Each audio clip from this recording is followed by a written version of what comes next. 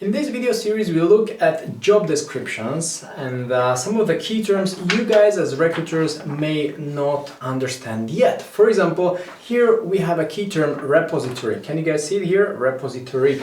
So this is a job description for a Java developer. They are looking for someone familiar with Eclipse and the usage of source code repository.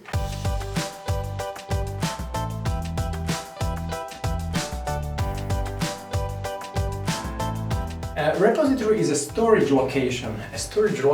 Historically, developers stored code on their local hosts. I remember these days, say 15 years ago, even 10 years ago, we've just worked with FTP. So as soon as a developer wrote some code, so a developer was sitting by the computer here. As soon as he or she wrote the code, he pushed it to an FTP. Through an FTP, the FTP is a protocol, file transfer protocol, so he pushed it to a server. So this was a server, yeah, and we could push it, say, at the end of a day or once a week. It was a storage on the server. But there were some disadvantages of this approach. It got much more difficult with more developers who tried to publish the code either at the same time or the same files, just modified in a different way.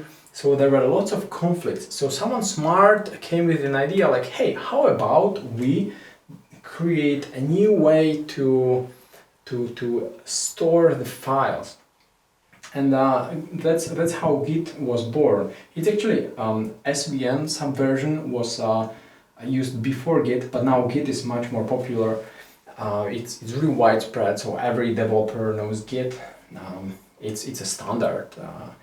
So Git is used heavily these days, and we have different storage locations. So for example, GitHub, GitLab or Bitbucket are three companies providing this storage in the cloud, storage in their data centers, using Git. Git is a technology, it's a program, it's an application.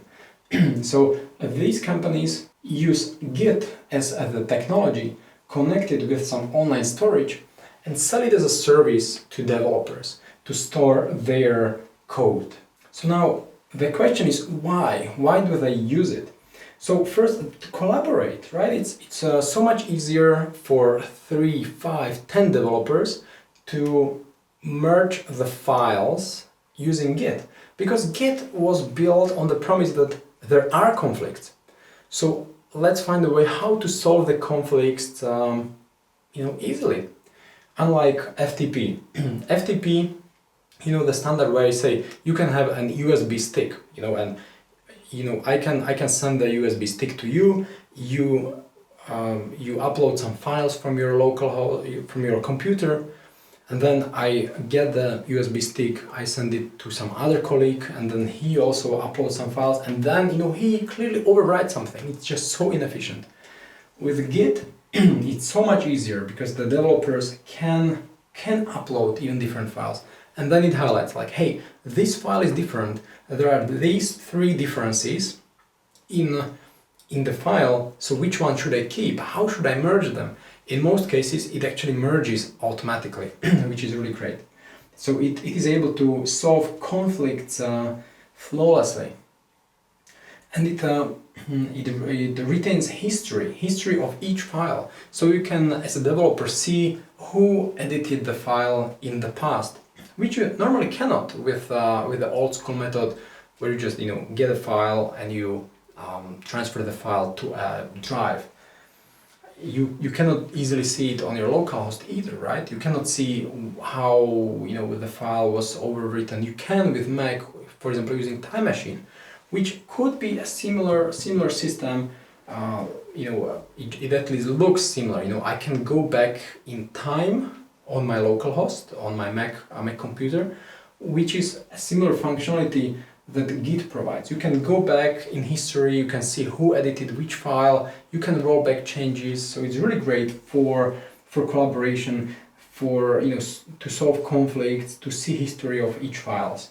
So that's why teams these days like to use repositories, online repositories such as GitHub or GitLab or Bitbucket. So GitHub is used also mainly for open source software. Lots of really cool open source projects are hosted on GitHub. So you can go to GitHub, you can see who are the developers, which repositories do they contribute in, what kind of projects are trending. Lots of companies use Bitbucket by Atlassian or GitLab. GitLab is now a full DevOps solution. So these companies build additional services built on top of their repository storage solutions. Okay, so this is what you at this point need to know about the term repository. Here, coming back to the JD, the developer should be familiar with Eclipse and the usage of source code repositories. Now, I would actually question what kind of developer doesn't know, how to use online repositories. Like I would say pretty much everyone, because it's just so mainstream. It's such a standard. I wouldn't even waste a line in a JD to mention this as a requirement, because if a developer doesn't know it, then and it's a senior developer, then he shouldn't be hired anymore, because this is just such a basic understanding in my view as an ex CTO, that I would never hire someone who doesn't know Git or they call it source code repositories in general. Or if the person is junior, then he or she can learn it within a few days. It's not a rocket science. It's just one of the tools. It's best practice these days. So junior developers have maybe not been exposed to Git because they maybe have never worked with teams in a team environment. But still, as soon as they want to download some code, some repository from the cloud, they use GitHub anyway. So let's not waste a line of code here. Let's focus on something that really matters, something that attracts developers. So with that, I will wrap it up, and I strongly recommend you guys subscribe for our YouTube channel, which is full of videos like this one to help you become great at technical recruitment.